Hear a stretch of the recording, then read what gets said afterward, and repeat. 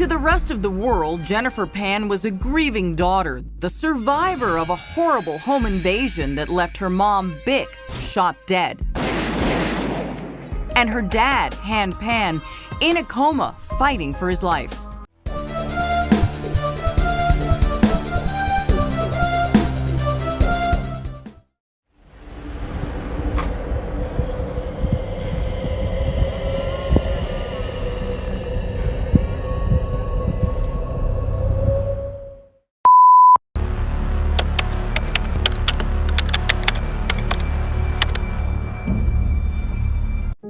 Satu daripada realiti di dalam dunia adalah tidak semua orang mempunyai ibu bapa untuk merasakan diri mereka disayangi dan dihargai. Kadang-kadang, mereka akan melakukan apa yang terbaik untuk diri kita, tetapi mungkin kita yang merasakan mereka seperti ingin menjauhkan diri daripada kita. Itulah apa yang dianggap oleh Jennifer Pan tentang ibu bapanya yang bekerja keras untuk membentuk masa depannya, sedangkan realitinya, dia hanyalah menginginkan kebebasan. Bagaimana dia mencari jalannya? Dengan membunuh ibu bapanya. Jennifer Pan adalah satu nama yang terkenal di Markham, Ontario disebabkan jenayahnya yang ngeri sehingga menarik minat komuniti tempat dia membesar dan Ontario secara keseluruhan. Jennifer dilahirkan pada 17 Jun 1968 dan merupakan anak kepada Han Pan dan Bic Ha Pan. Keduanya adalah pelarian yang datang ke Kanada daripada Vietnam. Mereka bertemu dan berkahwin di Toronto sebelum berpindah ke Scarborough untuk memulakan keluarga. Adik Jennifer, Gilix, dilahirkan 3 tahun kemudian dan mereka berpindah ke beberapa tempat kerana ibu bapanya cuba untuk mencari tempat yang sesuai untuk mereka sekeluarga.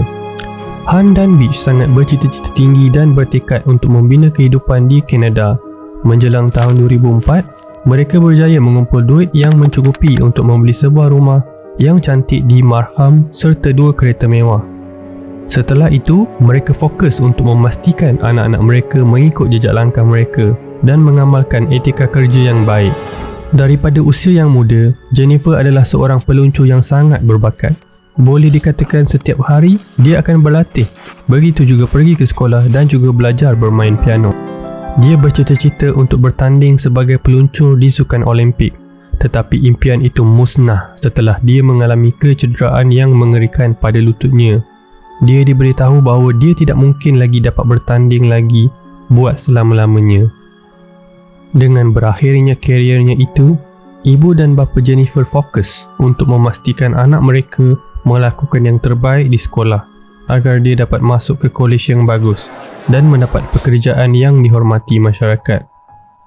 Ini bukanlah sesuatu yang mudah. Kerana sebelum ini, Jennifer dibenarkan untuk melarikan diri daripada grade C-nya itu untuk fokus kepada meluncur. Tapi kini, ibu bapanya mengharapkan straight A. Berdasarkan keterangan rakannya, bapa Jennifer iaitu Han lebih tegas berbanding isterinya bila melibatkan disiplin anak-anak. Jennifer tidak lagi dibenarkan untuk mengadakan temu janji atau pergi ke majlis tari menari sekolah yang dikatakan boleh mengganggu prestasinya di dalam pembelajaran. Walaupun Jennifer mendapat markah yang tinggi di dalam kelas muzik, dia adalah seorang yang sederhana dalam lingkungan markah 70% di dalam subjek-subjek yang lain. Permulaan sebenar kejatuhannya ialah apabila dia gagal di dalam mata pelajaran calculus pada tahun seniornya, menyebabkan University Ryerson menolak perlawanan Jennifer untuk mendaftar awal. Jadi, apa yang dilakukannya? Daripada menceritakan perkara sebenar, dia melakukan perkara yang sering kali dilakukannya iaitu menipu. Sepanjang pengajiannya, dia sering memasukkan grade-nya agar kelihatan cemerlang dan report card untuk mengaburi ibu bapanya. Kali ini dia lebih berani dengan memasukkan CJ diploma. Dia tidak berjaya untuk menjadi graduan kerana sering gagal di dalam kelas. Bila ibu bapanya percaya dengan penipuan itu, dia mengambil langkah seterusnya dengan memasukkan kemasukan ke Ryerson Toronto dan memulakan kehidupan rahsia. Pada siang hari, dia akan mengatakan yang dia pergi ke kelas, tetapi sebenarnya dia bekerja sebagai tutor piano ataupun pelayan di restoran. Untuk meyakinkan ceritanya, dia membeli buku teks terpakai dan melihat video untuk digunakan di dalam kelas palsunya itu. Sekali lagi, dia memasukkan tawaran kemasukan untuk belajar farmakologi di University of Toronto dan bertanya ibu bapanya bolehkah dia tinggal berdekatan kampus bersama rakannya daripada Isnin hingga Jumaat. Apa yang mereka tidak tahu adalah Jennifer sebenarnya tinggal bersama kekasihnya yang telah dikenali sejak 8 tahun dahulu. Daniel Wong adalah penjual dadah. Penipuan itu tidak terhenti dengan ibu bapanya. Dia juga membuat cerita palsu untuk diceritakan kepada rakannya. Pernah satu kali dia memberitahu rakannya yang bapanya melantik seorang penyiasat persendirian untuk mengekorinya. Perkara menjadi sangat rumit sehinggakan Jennifer terpaksa merancang strategi terhadap segala penipuannya selama ini. Akhirnya penipuannya itu terbongkar. Jennifer memberitahu ibu bapanya bahawa dia bekerja sebagai volunteer di sebuah makmal hospital kanak-kanak sebagai sebahagian daripada ijazah farmakologinya itu. Tetapi ini yang sebenar menjadi punca segala ceritanya itu mula diketahui ibu bapanya yang mengesyaki sesuatu. Mereka berasa pelik kerana Jennifer tidak mempunyai uniform hospital mahupun lencana ID. Pada satu hari, diorang mengekori Jennifer ke tempatnya bekerja dan mengetahui perkara yang sebenarnya. Han berasa sangat marah dan mahu menghalaunya daripada rumah dan tidak mengakunya sebagai anak.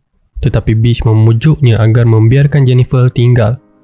Sekarang, dia sudah menginjak ke usia 20 tahun dan tidak mempunyai apa-apa kelayakan untuk bekerja. Dan ibu bapanya melakukan satu-satunya perkara yang akan dilakukan, iaitu membetulkan keadaan. Jennifer dihantar untuk kembali ke high school untuk mengambil calculus, seterusnya mendapatkan diploma. Tetapi kemarahan dan kekecewaan mereka masih lagi menebal. Mereka merampas telefon, laptop dan melarangnya untuk berjumpa Daniel lagi. Tetapi mereka masih berhubung secara rahsia. Membuatkan Daniel semakin penat kerana sentiasa perlu menjaga hubungan sebegini bertahun-tahun.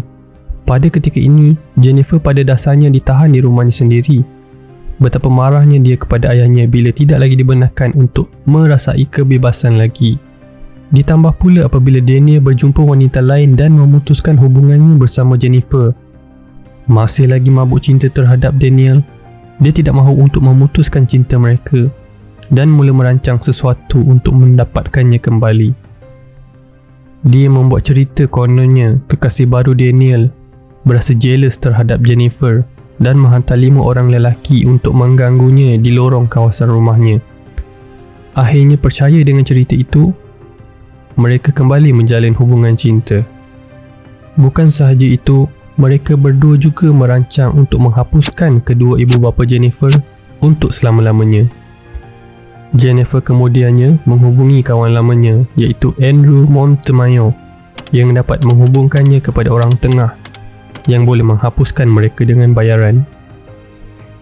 Lelaki itu adalah Ricardo Duncan. Dia bersama Jennifer membuat rancangan yang dia akan membunuh Han di parking tempat keretanya. Pada masa ini, nampaknya hanya Han yang dibenci oleh Jennifer, bukan ibunya. Dia membayar Ricardo $1,500 dan mereka bersetuju untuk menetapkan tarikh yang sesuai melalui telefon, tetapi itu tidak berlaku. Ricardo diam membisu dan tidak melakukan seperti apa yang dirancang oleh mereka. Jennifer kemudiannya mencuba lagi kerana dia tahu ini adalah perkara yang mereka inginkan. Dia menghubungi seorang lelaki yang dikenali sebagai Homeboy atau nama sebenarnya Lanford Crawford. Dia mengaku dia adalah pembunuh upahan yang berpengalaman dan biasanya akan mengenakan cas sebanyak $20,000 untuk servisnya itu. Tapi disebabkan dia rakan baik pada Daniel, dia memberikan diskaun sebanyak 50%. Jennifer memberitahu Lanford bahawa dia akan membayarnya setelah dia mendapat bahagian daripada harta pusaka ibu bapanya yang dianggarkan bernilai $500,000. Selepas beberapa ketika, mereka akhirnya bersetuju untuk meletakkan tarikh iaitu 8 November 2010. Petang itu, Felix menghabiskan masa sehingga lewat malam di kampus kolejnya. Jennifer menonton TV di biliknya. Han pula membaca surat khabar manakala Beach berada di kelas tarian. Han tidur pada jam 8.30 malam dan Beach sampai di rumah sejam selepas itu. Duduk di bawah seketika untuk menonton TV.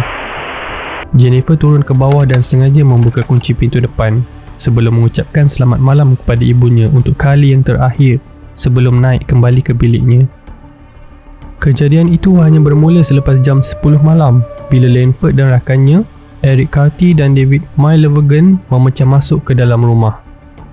Seorang mengikat Beach, manakala dua lagi pergi ke atas untuk mencari Han dan Jennifer.